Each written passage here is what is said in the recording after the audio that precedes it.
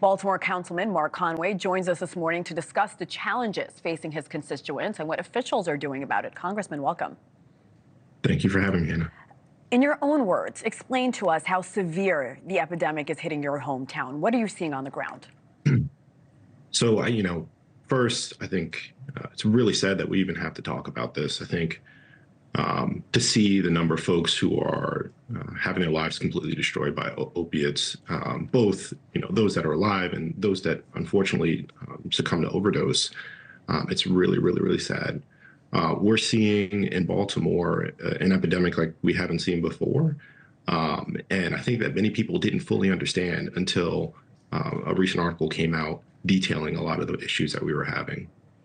So how did we get here, Congressman? Why is Baltimore's rates so much higher compared to other cities? I appreciate the promotion. I'm just a councilman, but yes. I don't really know. It's really, really surprising. I think most wouldn't expect for Baltimore to be nearly double any other city across America with opioid deaths. But we were once leaders in addressing the opioid crisis, back in 2011, 2012, when we saw that folks were having more addiction issues around pills. We were leading the effort to turn those things around. I think even then we didn't exactly see the returns we wanted to see.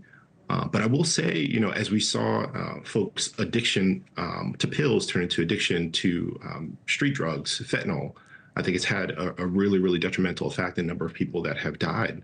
Fentanyl is not regulated, of course, and so the strength of one fentanyl pill to another can be dramatically different. And I think we see a lot of issues there as well. First, Councilman, I want to apologize for that. Thank you for correcting me.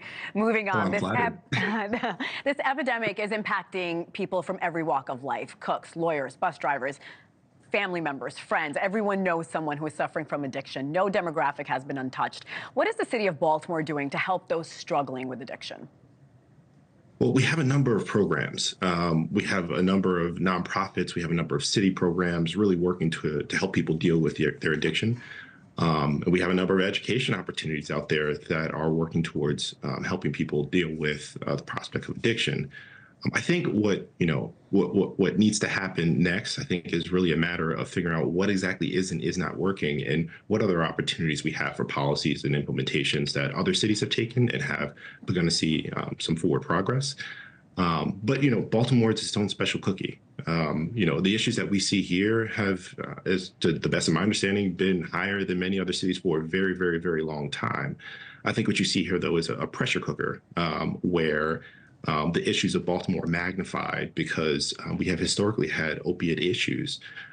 So we'll have to look into data. We'll have to look into processes. We'll have to look into our agencies to see what more we can do.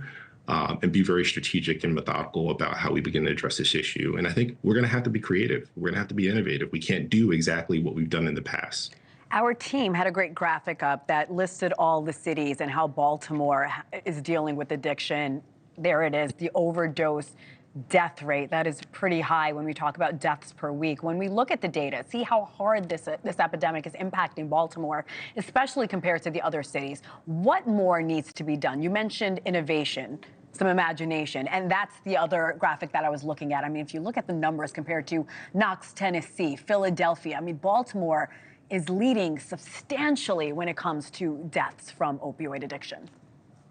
When the opiate issue really started to come out in 2011 and 2012, it was naloxone. It's getting naloxone out on the streets. And we had a number of really, really effective programs in distributing naloxone. And we still do those things and training people how to use naloxone. I carry naloxone with me at all times, always in my car, always in my office, just in case I come across someone that may be suffering from an OD. That said, I think we got to take it a step further. I mean, clearly that is not enough. We are dealing with people who are dealing with a mental health issue that they have to overcome permanently. Saving a person one time does not save them indefinitely.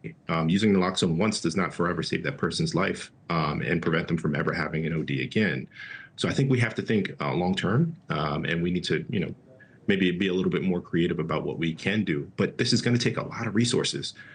We've never dealt with an issue of this magnitude before. And, it's really breaking up families. It's taking mothers away from their children, fathers away from their families. We really got to step up the game here.